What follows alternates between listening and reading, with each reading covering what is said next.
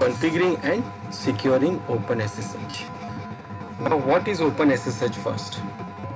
OpenSSH is what?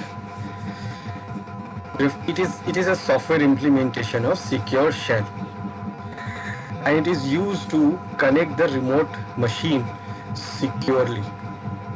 We have two options to connect the remote machine. Either we can use Telnet or we can use SSH. SSH means what? Secure shell. So this SSH, it means secure shell.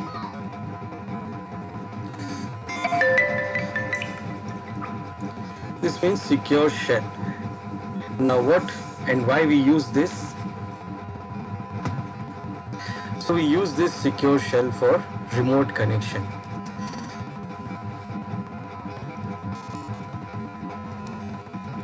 This OpenSSH is the software implementation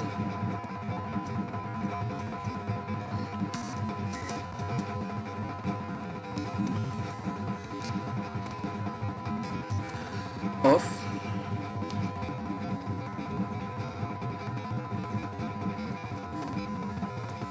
secure shell.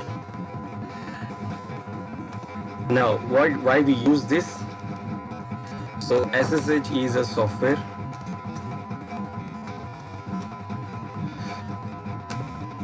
for connecting remote machines.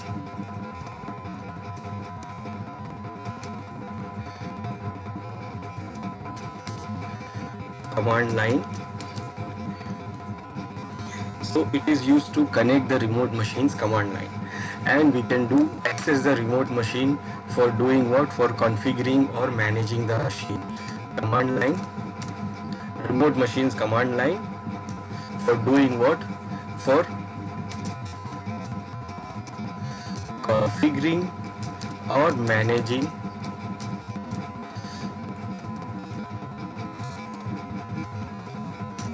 remotely. So we can do configuring and managing remotely with this OpenSSH.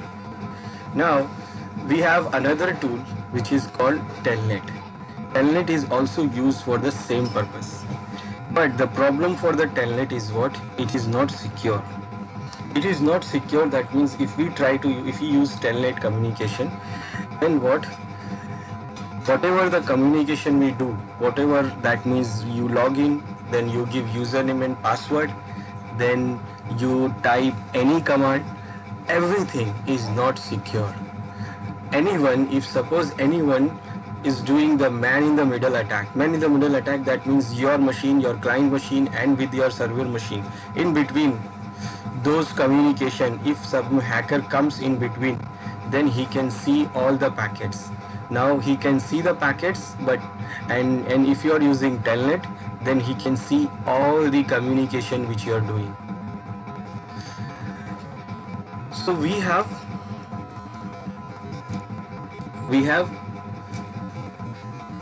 other tool to manage remote machines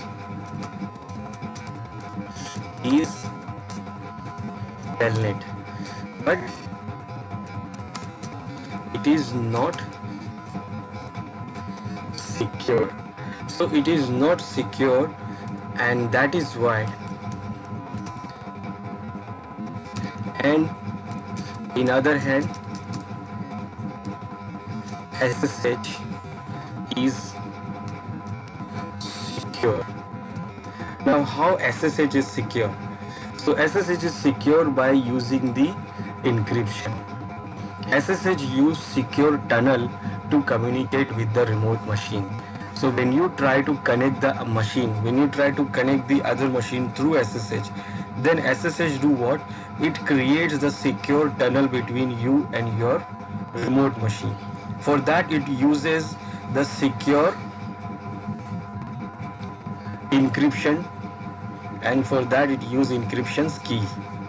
So basically it do what? SSH creates two key first. So if suppose I'm trying to connect the other machine with the SSH. So when I send the request to the other machine, then other machine will do what? Other machine will send its private key, a public key to my machine, and I will store the key as a remote machine name. So whenever I do the communication with the other machine, it will be secured by that key. So basically what your machine will generate two keys, public and private key.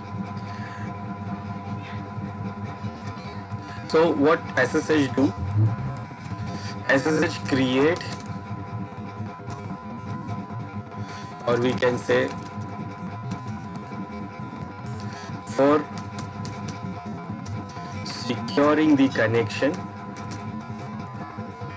SSH creates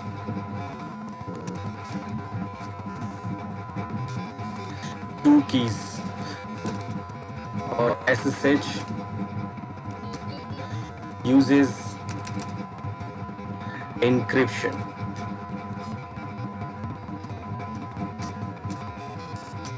Encryption tunnel to secure the connection.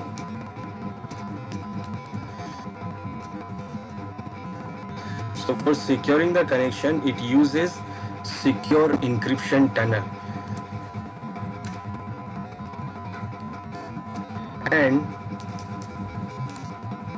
And for creating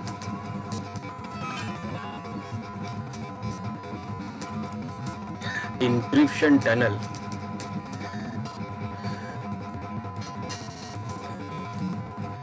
SSH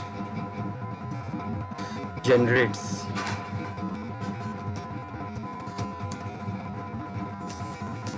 two keys, one private key and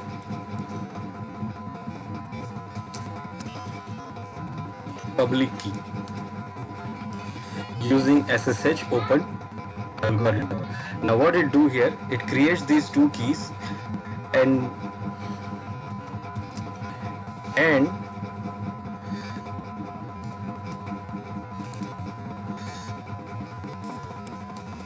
when we do connection with other machine, when we do connect other machine,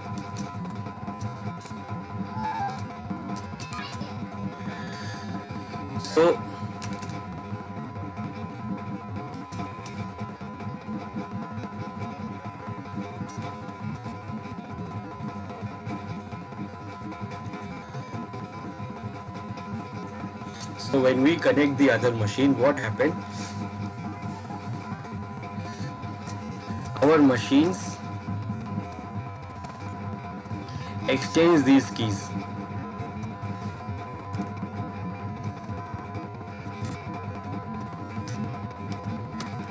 Exchange these keys. That means machine do what? Machine keep its private key for itself,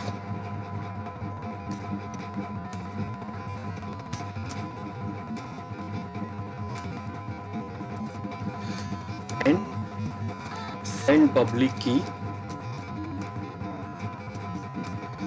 to other machine. So all the machine do the same. It keeps the private key for itself and send the public key to other machine. Now other machine receive the public key. Now whenever these two machines want to do the connection of SSH, then what? The other machine will send the data by encrypting the data with that public key, and our machine will decrypt the data by using that private key. When our machine sends the data, it will encrypt the data by our private key, and the other machine will decrypt the data by using the public key. So with the help of these mechanism, what happen, your connection will become secure, and from your machine to the other machine the secure tunnel will create. Then this key do the other thing also. It is securing the connection, and it is also managing the integrity of the system also. That means when you get the key of the other machine, like your machine get the key of the other machine, you get the public key. So with that key you will store the identity of that machine also. That means you know that this machine, that means this IP or this name, it could be machine name or machine IP. So it will store the key in its local system. Our machine will store the key with that machine name or IP in our local system, so that if any time the machine try to communicate with our machine check that is it the same machine which is trying to connect with me. That means it will try to match the IP or name with that key. If suppose some hacker try to impersonate that machine, like if some hacker try to use the same key to connect with you through SSH, so our machine will check the name and key, is it matching or not. That means if suppose some other hacker try to use the same IP of the machine which I authorize and try to connect with me, but the key will be different than that. So when our system sees that the IP and the key is different, then our machine will give error and it will not allow that machine to connect. It will give error that somebody is trying to impersonate. So this is how it works, and it secures the connection. Now this SSH is by default installed in our Linux RHEL system. That means we don't have to install this OpenSSH. When you select networking option, that means at the time of installation, when you select networking options, it will install. So by default, when you install minimal version also, that means you want to do networking also. So it is by default installed at the time of installation. But if it is not installed, then you can still install it as a OpenSSH package.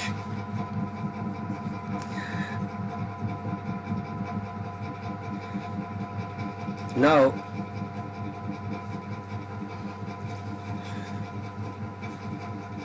this is what you install. You don't have to install, it is installed already there in your system, and it is installed and it is running. So now your server is running, your machine is running OpenSSH. That means your machine is serving the service, and that means your machine will call SSH server, who is serving the SSH service. Remember, server means what? It means a machine who is serving some services. So if your machine is serving SSH service, that means your machine will be considered as a SSH server, and the client and the machine who is trying to access your machine through SSH service, that means he is accessing your server, and that means the client will the machine which is trying to connect, it will be you can consider the machine as a client. So SSH is available in all the machines, so we can connect each other. That means I can connect from Linux 1 to Linux 2, Linux 2 can connect to Linux 1 also. So both machine can work as a server and client. So when your machine is connecting, then your machine will call client, and when your machine is being connected, that means you're using your server, you're serving the service. Now it is already installed and the service is running. So whenever you have any server configured in your server in your Linux, then you have a service for that server, and it is running in your background. And if it is not running, that means your server will not work. So for SSH in our Linux, RHEL Linux, the service name is SSHD. So in RHEL 7 or even in any RHEL or Linux, for SSH we have service name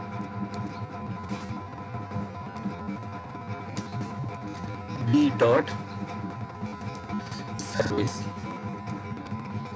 So anything we do change in the configuration of SSH, if we want to implement the changes, we have two options. Either we restart the server or we just restart this service. We can also say this service as a daemon. That is why in every service name you will see D at the end. SSH D. SSH D is for daemon. So we can also call the service as a daemon.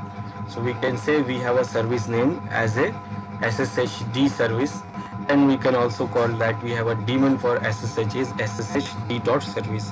D.service, this is the unit file in system D.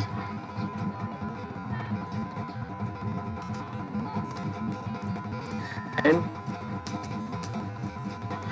configuration file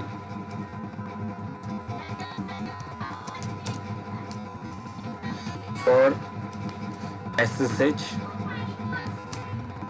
is, now the configuration file for SSH is under etc.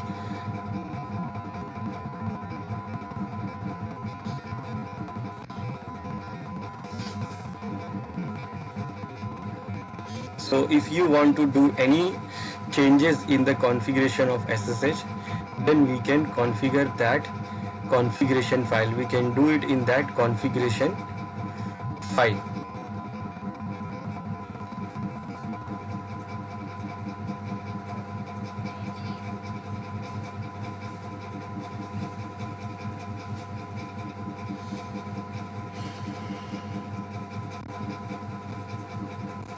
And it is under etc SSH directory, and in that it is SSHD underscore config. So this is the configuration file for SSH.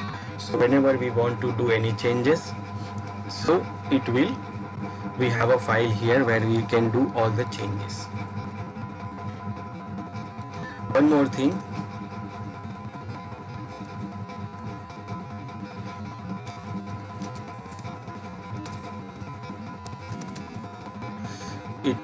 it keep and this. Okay, now when system gets the key, when system gets the public key of other machine, it stores that key. It stores that key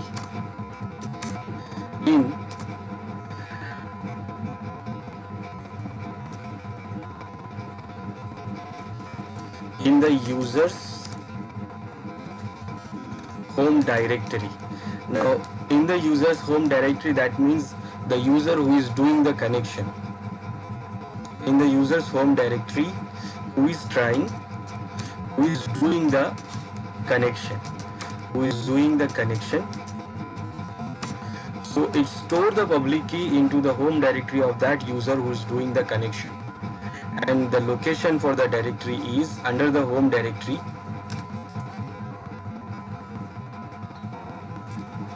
Who is doing the connection, and the directory will be under the user's home directory, and it is the hidden file .ssh, hidden directory .ssh, and in that directory it creates the file called known hosts.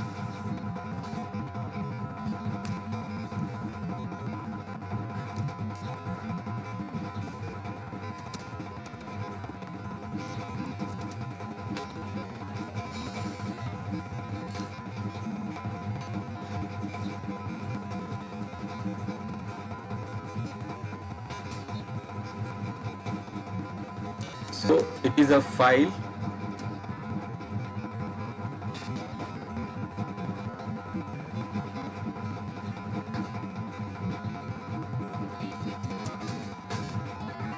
so it creates the file under the user's home directory under the directory called .ssh. Now .ssh is always the hidden file, hidden directory. In that hidden directory it creates the file called known hosts, and in that file it stores the information about the user's public key, the other machine's public key.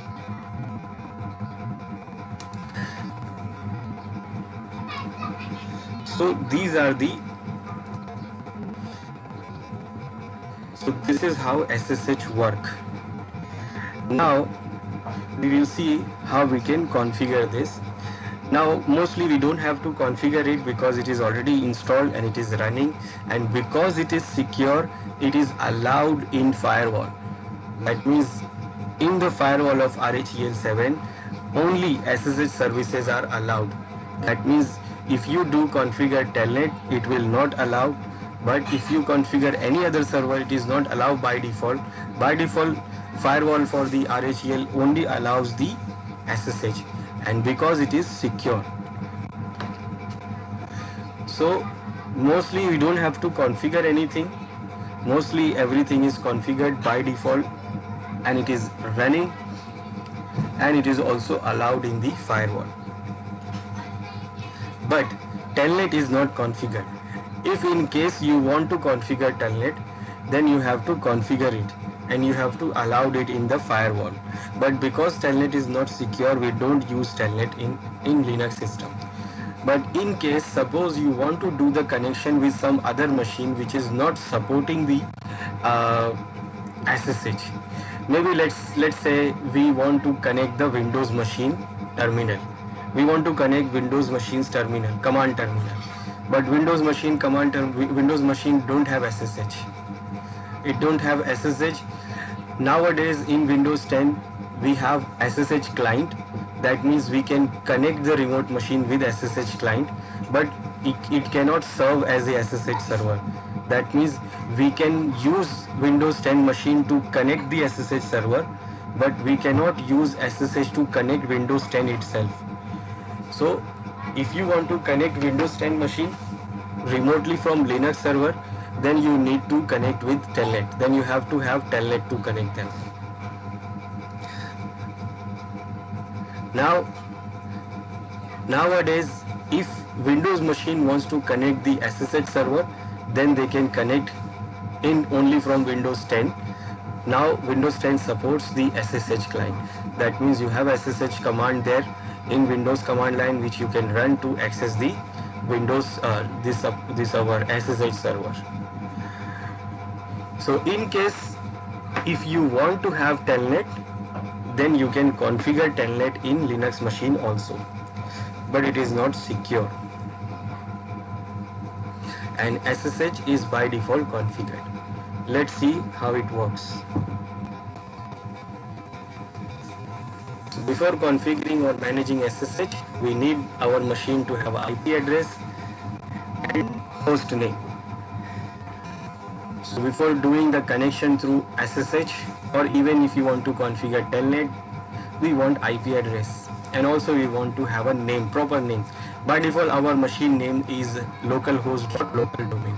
So at the time of installation, if you want, then you can give a name to the machine, and if you don't want, then you can give it right now also. If you don't give a name, then your machine will take a default name, that is localhost.localdomain.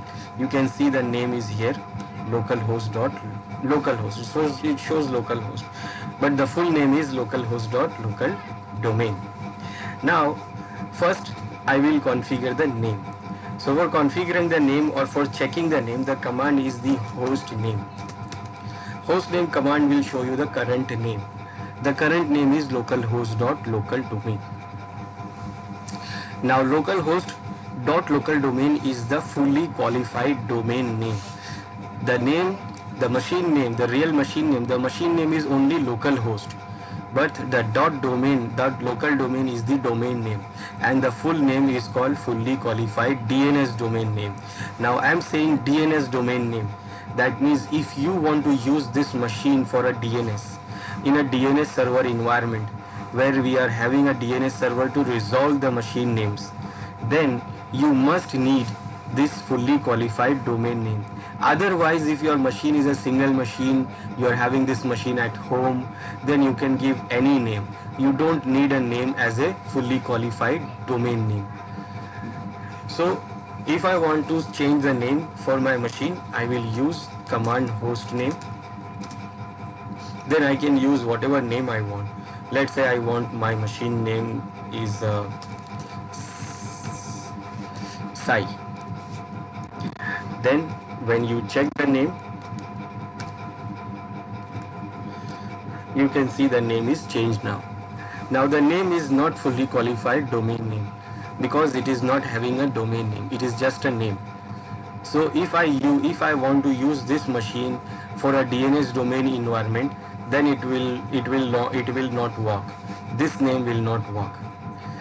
So for having the machine in a DNS domain environment, I need what? The machine name should be fully qualified with the domain name.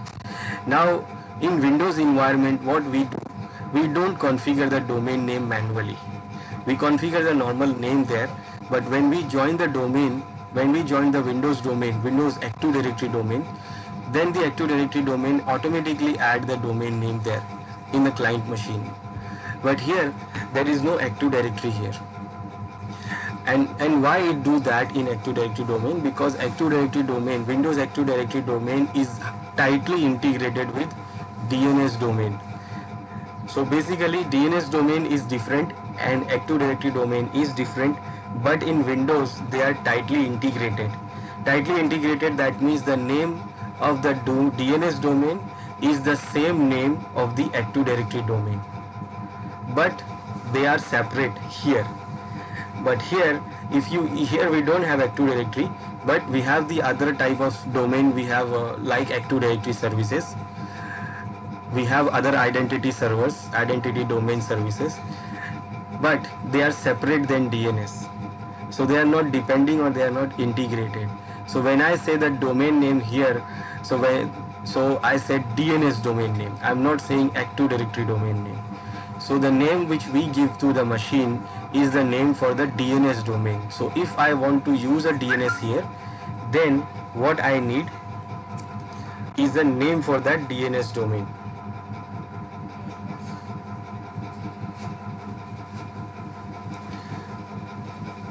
So if you want to give a DNS domain name, then you should give it like your machine name, like this machine is my client. So I will say this is my client dot then domain name.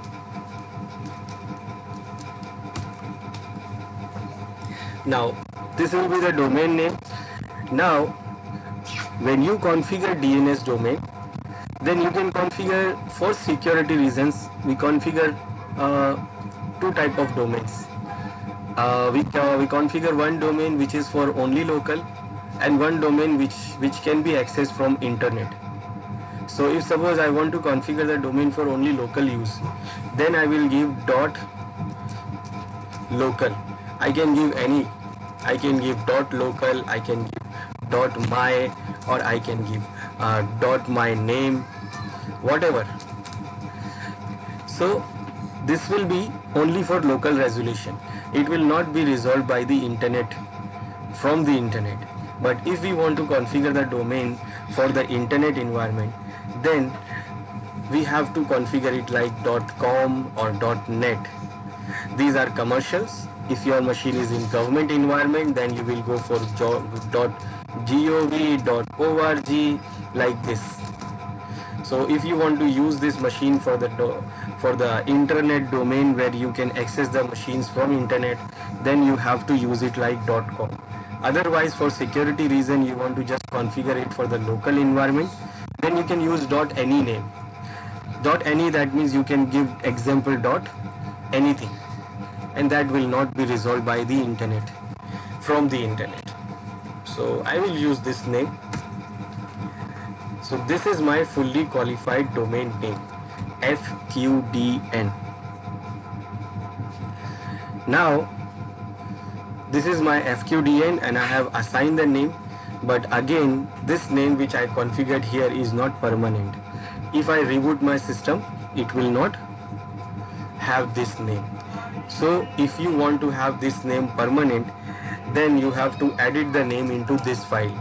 Under etc you have a file named host name, and in this file you can see it is still having localhost.local domain. So if you restart the system right now, what happened, your name will change and it goes back to localhost.local domain. So if we want to make it permanent, then we have to add the name into this file, or we have a command also for using the permanent name, and the command is hostname ctl. This hostname ctl command is also used to configure the permanent host name. First, when you run the command hostname ctl, it will show you the current information of the name, and what it is showing here is the detailed information. So first it is saying that the static name is this localhost.local domain. This is the static and fixed name. We have not changed it, but we have changed the name in transient host name. That means it's not a permanent, it is just for the current boot, and this is the name which I have just applied. This is my machine name icon, this is chassis, it is showing that this is virtual machine, this is machine ID, boot ID. I am using VMware virtualization. Operating system, it is showing information about operating system and information about the Linux server, kernel and architecture. It is showing the detailed information about my machine. Now if I want to configure the name for my machine permanently, then I can use hostname ctl set hostname. This command will configure it permanently. Permanently, that means it will edit the file and it will add the name into this file. So what name I want permanently? I want the name client.example.com. Now this is permanently changed. So if I check the file now, you can see the name is also under the file. Now it is still not showing here in the terminal. It is updated in the file, but it is not showing here. Still it is not showing here. Now what happened, because this file we have added the name, we have changed the name, it is now in the file, but you know when your system starts, then what your system, Linux system checks all the files for configurations, and according to the files it configures everything.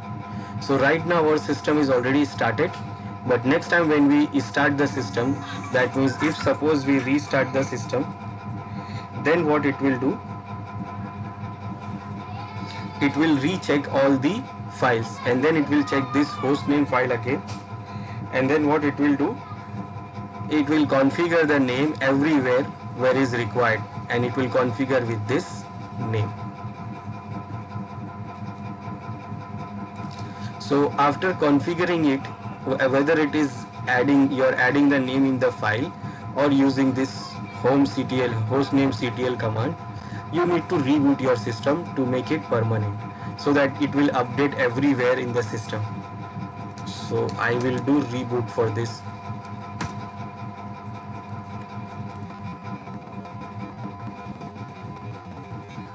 Now after reboot we can see the name here,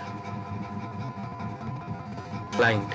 It is not showing the domain name because domain name is what, .example.com, and here the name of the machine is client, and here also in the terminal also it is showing that name, and we can verify by the command hostname, or in detail we can get hostname ctl. So now we have a name configured. Now next what we need is the IP address configured for getting the network things, to access the machines and to communicate with the machine. So we need IP address. So now for configuring IP address we will use the command nmcli. nmcli connection shows, so there is a connection, we have this, and we have to configure that connection. So I will use command nmcli connection modify. Which connection? So this is the connection which I want to modify with IPv4 address. I will use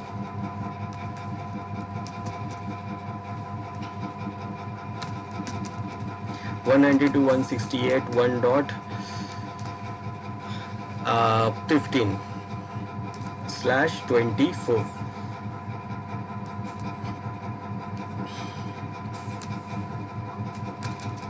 Then if you are having a gateway, then you can assign the gateway also.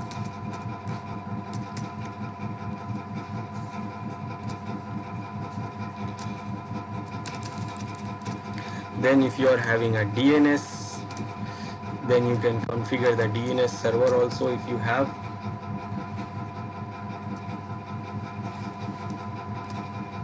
Then you can configure the DNS domain name,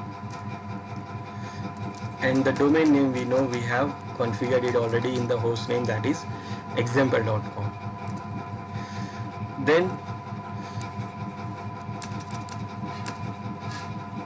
you want to, by default your network port network adapter is set to automatic, so you have to configure it to get the manual IP, because we are configuring manual IP.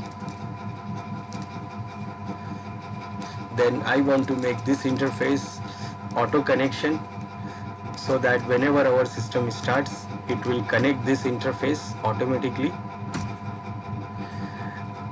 And after doing all this, I will start the connection, and I will restart the service network manager. And then we check the IP address, and this is the IP I have configured. Now I have another machine.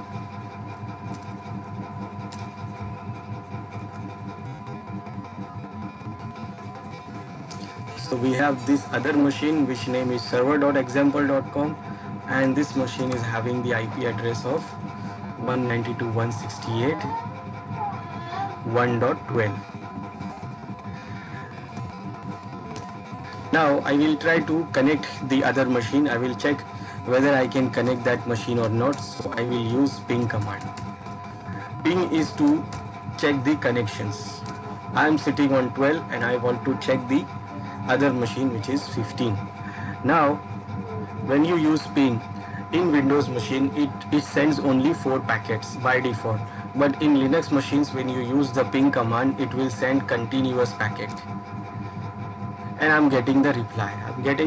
That means we have a connection between 192.168.12, which is this machine, to 192.168.1.12, 1.15, and you can see it is continuously sending the ping request.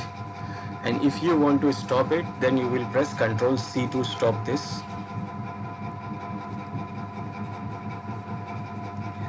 Now we can do now communication with SSH, or if you want, then we can use Telnet also. Now Telnet is not enabled by default. If you see, SSH is by default installed and enabled, and your machine is listening on SSH. So by default SSH service is running in every Linux system, and your machine is listening on SSH. So if you check the status of the service, systemctl status of SSHD service, then you can see the service is active and running. And active and running, that means your machine is listening. You can see here in the messages it says the server listening on this IP and port number 22. The port number 22 is for SSH, and this IP means what? It is listening for every IP. Every IP, that means any IP can send a request for connecting connecting this machine. Not only this machine, the other machine which we have, it is also active. The service is also active here, and it is also listening on that port. And here also you can see this server is also listening on this IP and this port. This is IPv for all IP default, and this is IPv6. So it is listening on this port number 22, and it is listening for the connection. And if anyone sends the request to connect, these machines will reply and it will allow to connect. But if you see telnet, it is not allowed. If you want to see your machine is listening on which services, then we can use this command netstate. Netstate hyphen, if you run only netstate, it will show you all the ports and sockets. It shows all the sockets and ports and everything which is connected, not connected, established and all that. But I want to filter it, so what I will do, I will give option that I want to see only TCP ports. Remember, we have two type of protocols, two transmission protocols, TCP and UDP. So some protocols use TCP and some protocols use UDP. SSH uses TCP. So I want to see TCP. Then I want to see P, the programs of that protocol, and L for listening. That means all the protocols and port numbers our system is listening on, and only for TCP.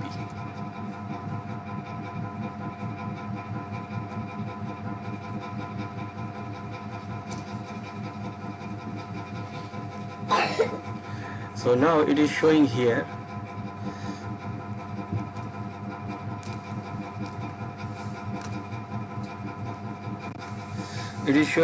that my machine is listening on these services and these ports.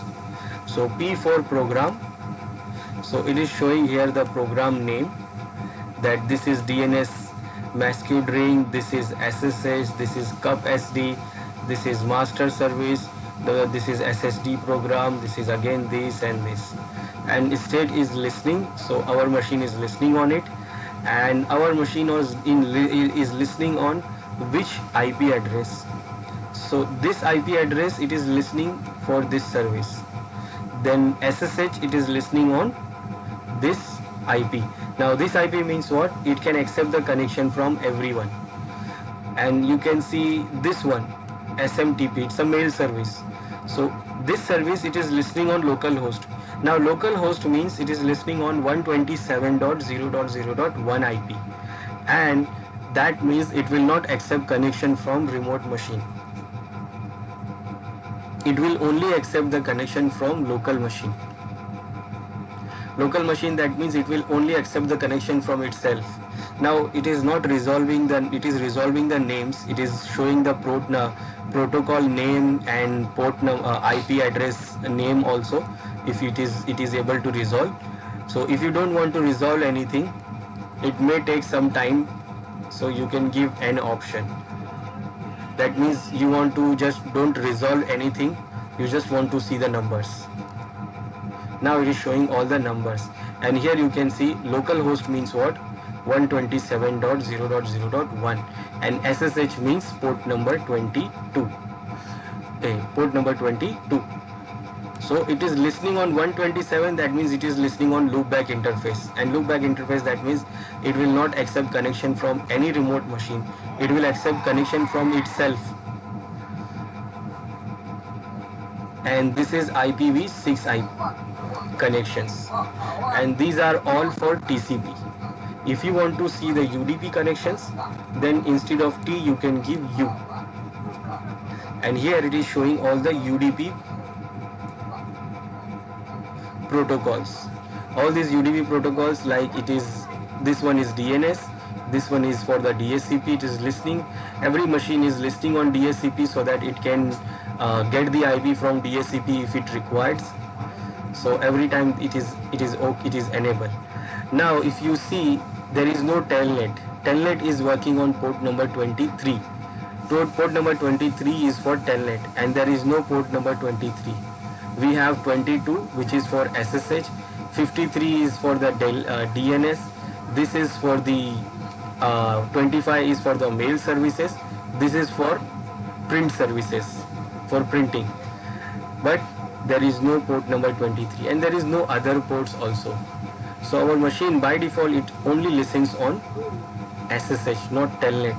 It is listening on SSH because SSH is secure. So now we know that the service is running, SSH service is running, the application is installed, the service is running, and the port number is open. The port is open. That means our machine is ready to accept the connection from any client. So if I want to do the connection from the client, so I will go to the client machine and I will use command SSH, and then I will use the name of the machine or IP of the machine. Now if you use the name of the machine to connect, then your machine name should be resolved, and for resolving the name you need DNS server. Now if the DNS server is not there, then the name will not resolve and you will get error. So if it is not there, then you can use directly IP. So right now I will use IP address. So I will use the IP of the other machine, which is 192.168.1.12. This is our other machine IP. So the command is SSH and the IP or even a name if it can resolve. So you can use name instead of IP if it can resolve by the DNS, and if it is not resolving, then you can use the IP address. And then when you press enter, the first time when you do the connection, what it is saying here, it is saying the authenticity of the host, this IP can't be established. Why it is saying that? Because the first time we are doing the connection first time. Now what it is saying, ECDSA key fingerprint is this. Are you sure you want to continue the connecting? Yes or no? Now that means what? When I try to connect this machine, remote machine, that machine sends me this key. This is the fingerprint key for that machine. And with that fingerprint key, it is sending me the public key of that machine also. So that machine, that 1.12 is sending me the fingerprint key with the public key. Now because I don't know this machine, it is saying that this host authenticity is not, can't be established because I'm first time seeing this machine. But it is saying that are you sure you want to do the connection? So when I say yes here, so what it will do, it will store the key. It will store this fingerprint key and the public key with that machine IP in the local this user's home directory, in that ssh.ssh directory as a known host. So next time when you do the connection, so this server, this machine will again send the same key. So our machine will do what? It will try to match the key which is stored in the system and the key which is sent by this server. If the key is matched, then it will allow the connection. If the key is not matched, then it will not allow the connection. So this key do what? It do the security, it do the encryption part, and also it will do what? Authenticity. It will manage the integrity of also. That means next time if suppose some hacker try to use this IP and try to connect our system, then our system will match the fingerprint with this IP and it will not match, and then our system will say that this is someone else who is trying to impersonate this machine, and it will not allow the connection also.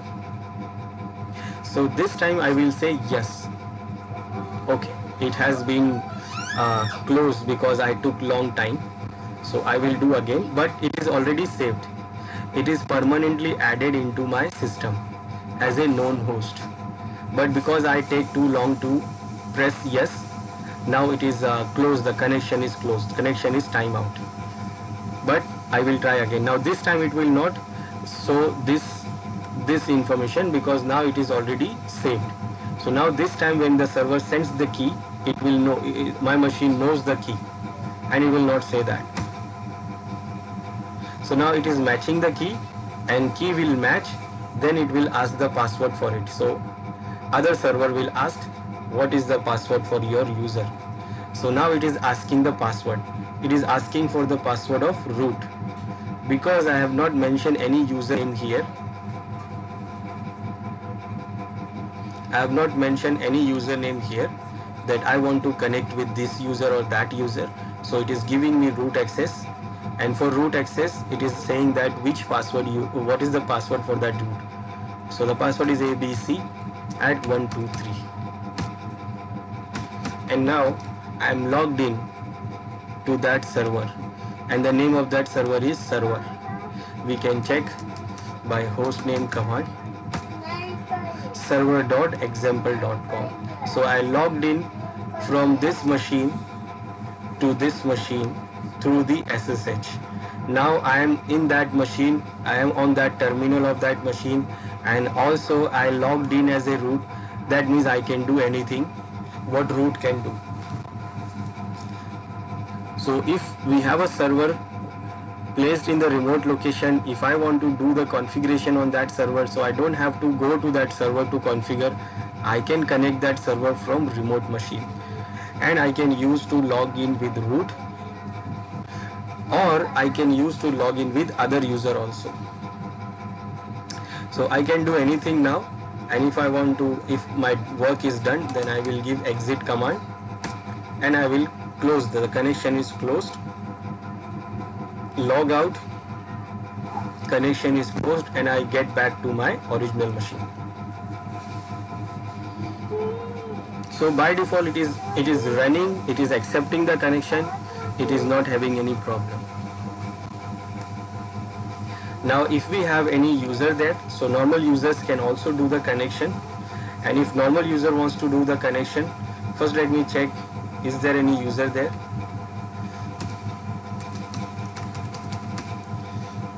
So here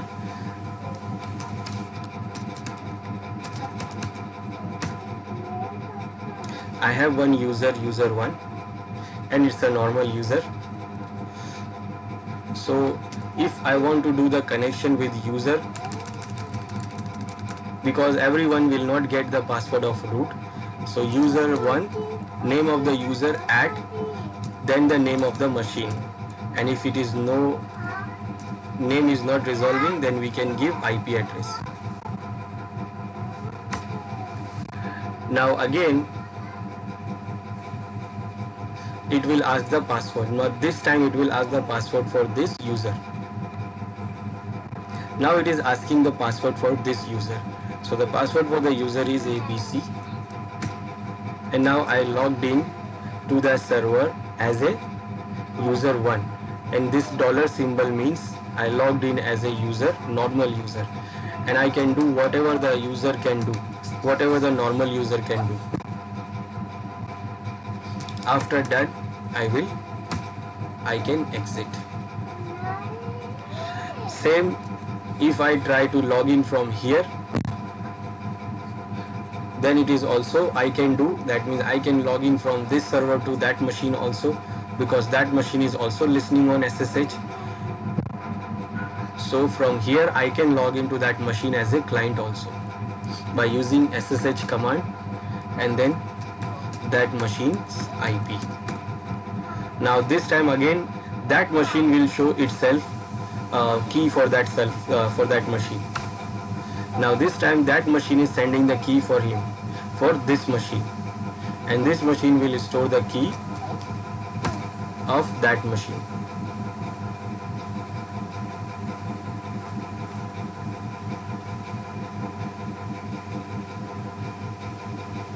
ABC,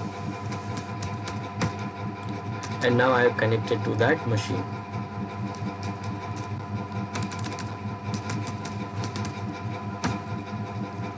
Now where those keys are stored, so I logged in with this user root, So when you check here in the home directory of that user, it shows this hidden directory .ssh. Now if you have not done the SSH connection before, then the directory is not created. So the first time when you do the connection, the directory will be created, and under the directory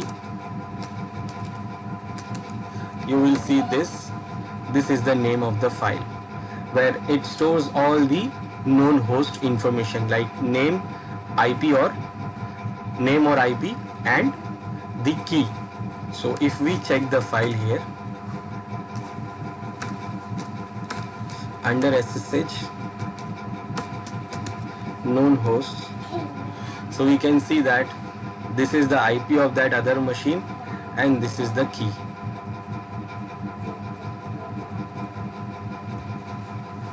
So whenever I do the connection, whenever I try to connect that machine, so whenever I send the request to that machine for connection, that machine sends the key and my machine matches the key with this key which is stored here in this system. And if the key is not matching, then it will not allow to connect that machine. It will say that the machine is not this is not the right machine. Maybe it is some other machine, or somebody is trying to impersonate, or some hacker is trying to do this. So anytime I do the connection, it try to match the key. So other machine sends the key and our machine match the key.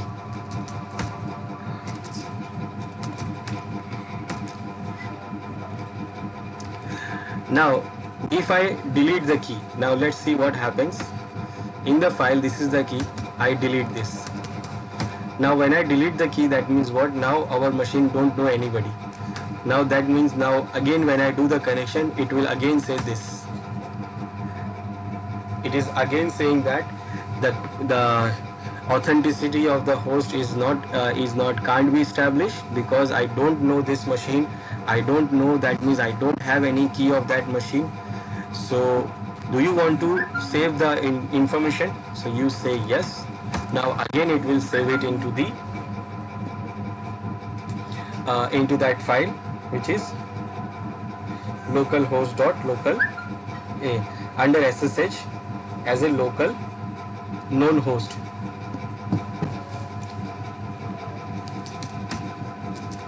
Now again it will save the file here, and when you see the file, again it says the key. So when it is not having the key, then it will say that there is no key I have and I don't know this host, and if you want, then you can save the key. But if the key is not matching, then it will not allow the connection. Simply it will not allow the connection if the key will not match.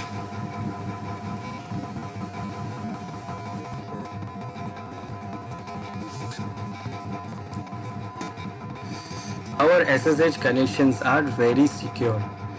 So this is very secure because in the middle of the connection nobody can get anything. That means if anybody tries to do the sniffing, it try to get the data from middle of the connection, try to be man in the middle, attack and try to get the data. It will get the data, but it is encrypted, so it is not able to decrypt, so it is secure. So whenever you connect, you type password, anything, it will not show anything. But there is another type of attack is also there. Hackers can do one more thing. They can do what?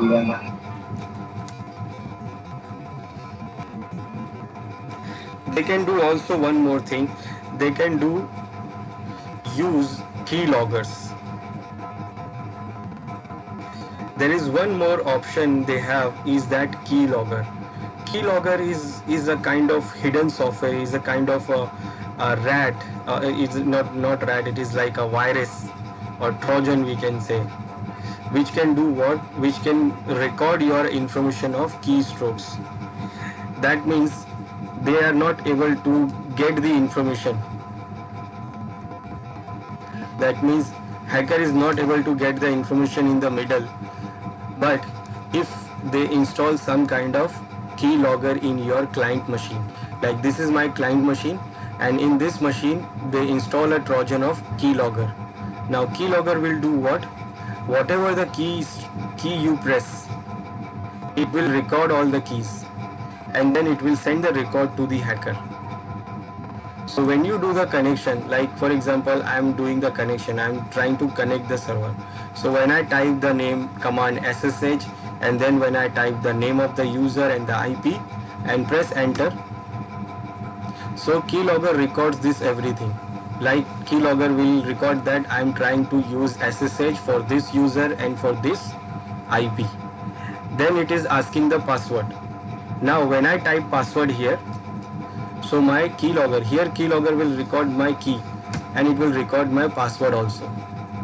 And that this information will be sent to the hacker. Now hacker will know that I use SSH, that means SSH is the application, and I use this username, so he knows the username also, then he knows the machine name also, and then when I type the password, then he will know the password also.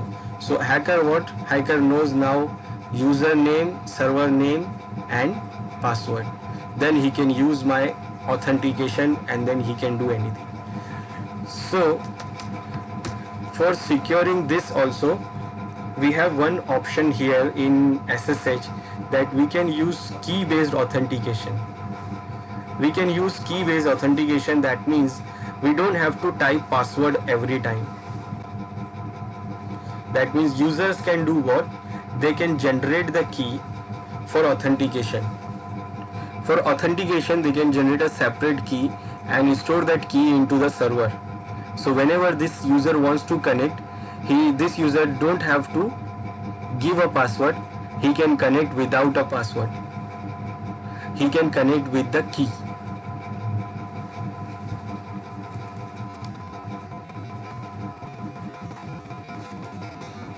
So user will not use the key to connect, not use the password to connect.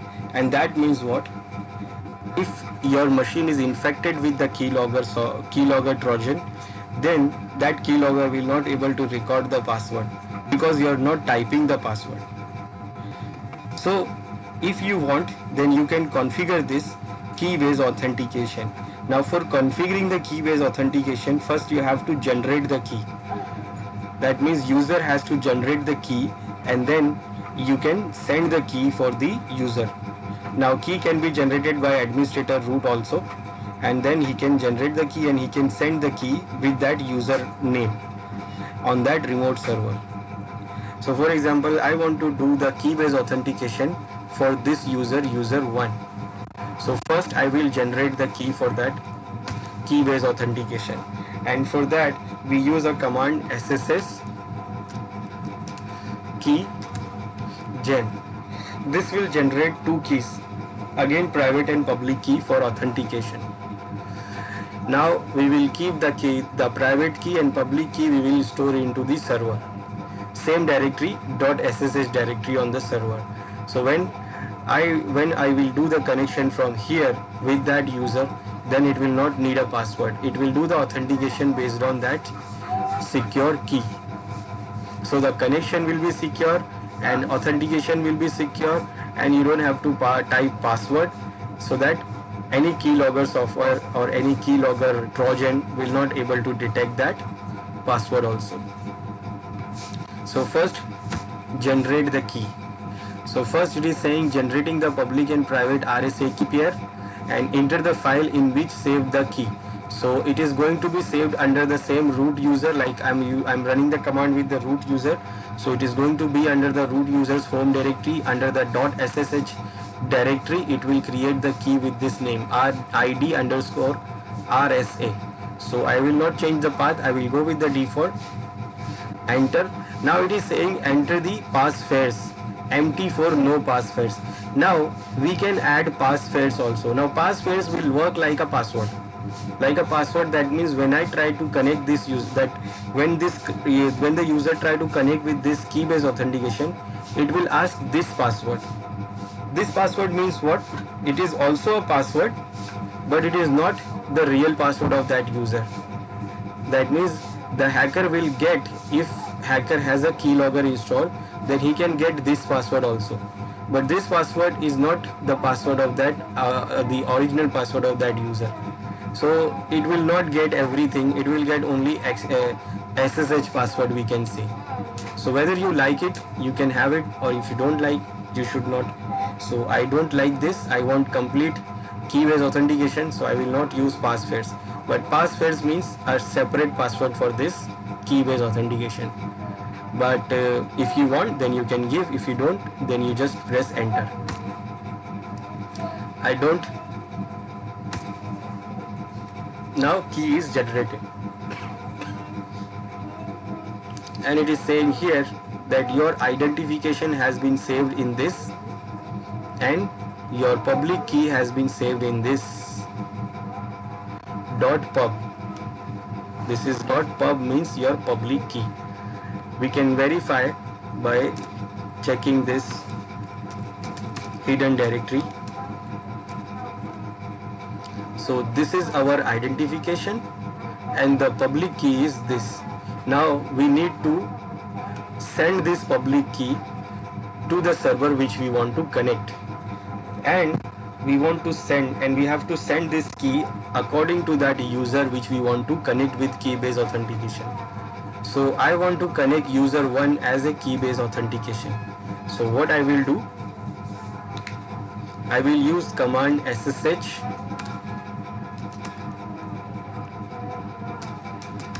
copy ID, and this will copy the ID file, the public key file, to the remote machine. -I for the input file, and the file is under our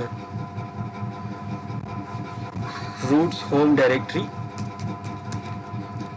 So under that SSH, and the key file is this. Then I will mention the username, which user's authentication I want to do by this key-based authentication. So I will mention user 1, and then add the machine name. So we don't have machine name, so I will go with the IP address. Now what it will do here, it will store the key, this key, in that server, in this server, with this user information. So when you press enter here, it will ask the password for this user first time here when you are storing the key.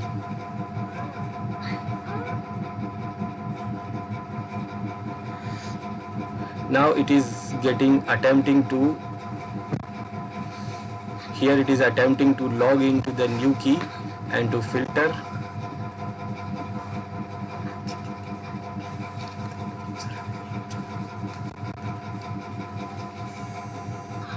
Now it is asking the password. So the password is this. Now what it says here, number of key added, and now try logging into the machine with SSH this username and machine name, and check to make sure that only the keys you wanted were added. So now we can see, we can try to check that whether it is logging without password or not, whether it is logging only by key. So I will try this SSH user 1 at machine IP, because we don't have name.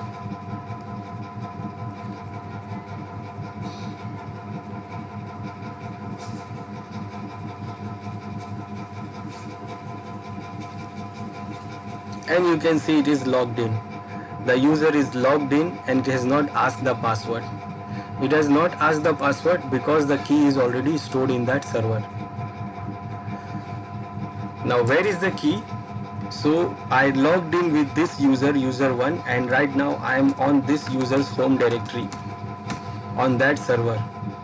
And if I check here the hidden files, I can see this SSH here. And if I check this SSH directory, I can see this file here. This is the file where I stored this key from here. So this key is stored in this file here, in that server, in that user's home directory. So basically it is here in this server.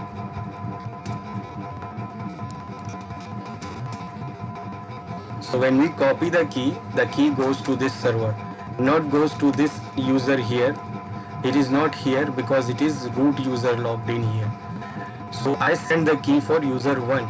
So user 1's home directory is under home user 1, and in that directory we have .ssh directory, and in that directory you have this key, authorize.key, authorize_key, and this is the authentication key we have sent from that server to this machine.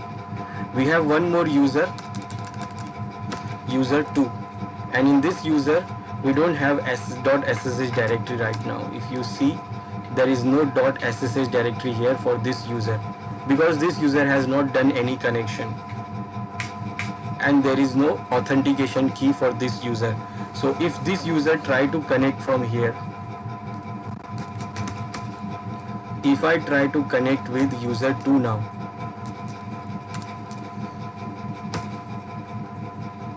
so it will ask password for it because we have not sent, or we have not stored the key for this user.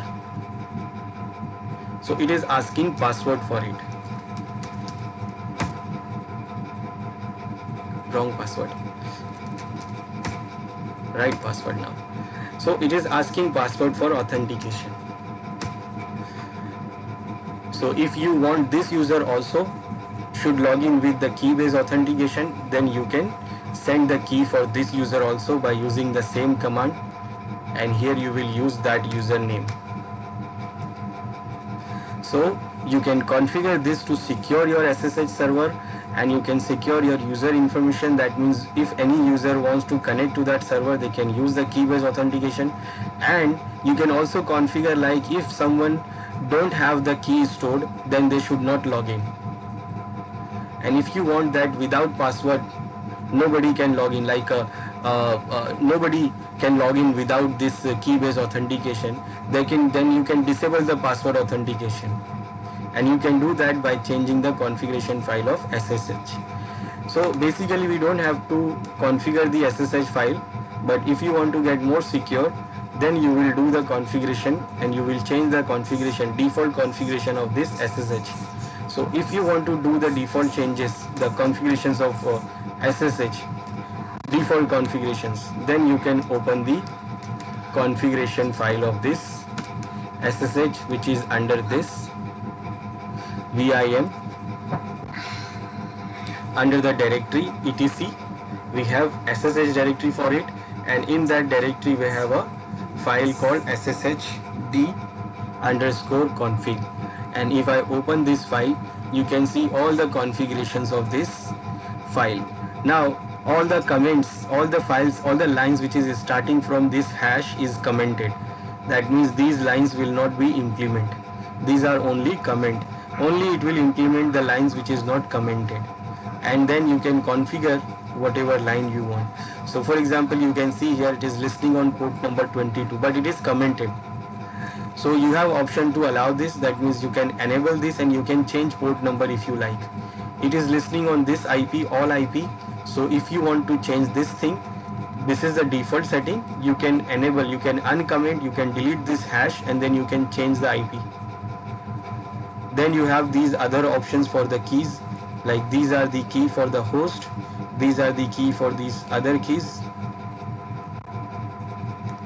There is other options we have here. Logging option. This is the facility who is logging this SSH things. And here we have the other options, like login grace time is 2 minutes. This is the default one. If you want to change, then remove this hash and then change the time. Grace time is 2 minutes. That means if you don't do 2 minutes anything, you log in and then you don't do anything, then you will be automatically log out. And this option says permit root login. So by default you can see root can log in with SSH. That means we can log in with root account.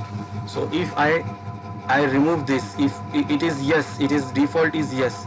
So if I enable this line, if I remove the hash and say no, that means root will not be allowed to log in.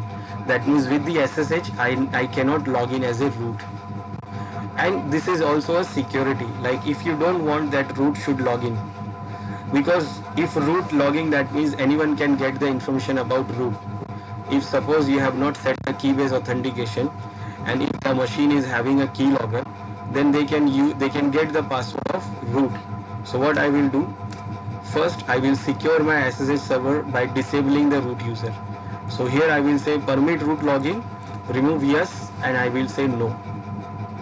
Now root user will not able to log in, and I uncomment this line. Then we can restrict the mode, strict mode. You can authentication try, you can change that wrong password, how many wrong password you can try. 6 is there, you can increase or decrease the time. Maximum session is set to 10. That means at the same time 10 different machines can connect the SSH to this machine. You can increase or decrease it. These are for authentication keys,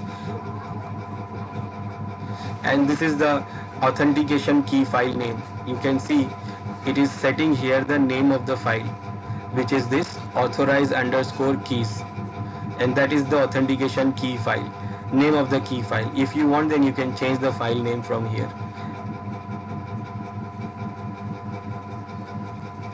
Then there are other settings are here, and here is the setting for password authentication. Now password authentication is set it to yes. That means every user can log in with password. Now if I say here no,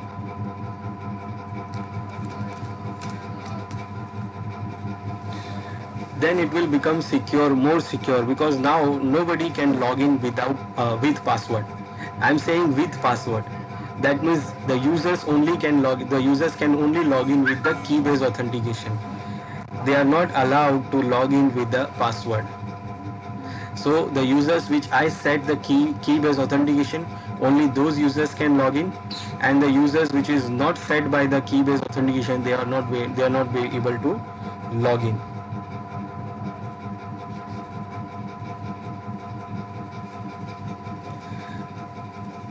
These are the other settings we have which we can change.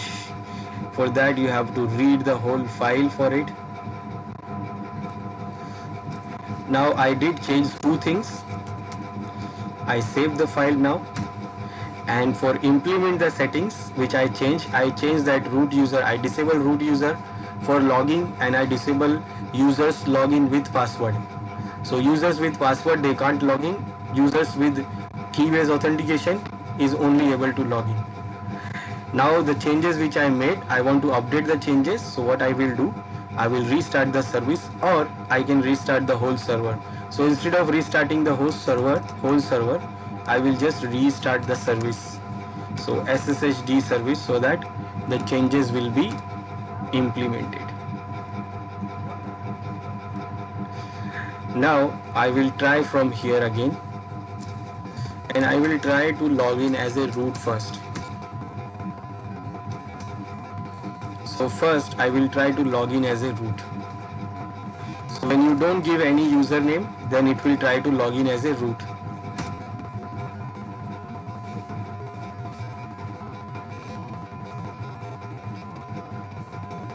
And you see it is taking time. And now what it says here, permission denied. Permission denied because I disable root login. Now root users cannot log in because I disable it. So basically root user should be disabled for all the network services, so that anyone who's any hacker who's accessing the system or having a viruses and Trojan installed on the system client machine, then they will not get the access of root. They will not get any information about root. So root user is disabled. Now if user 1 try to log in,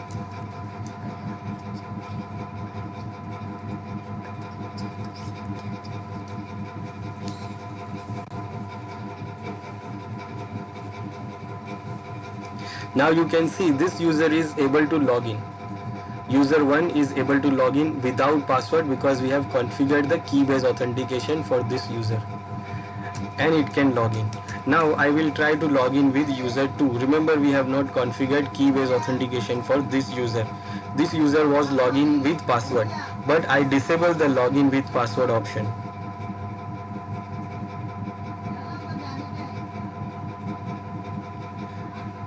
So this user should not log in because we have disabled. Now you see it is saying again permission denied. So this user is not able to log in because we have denied all the users who can log in with password.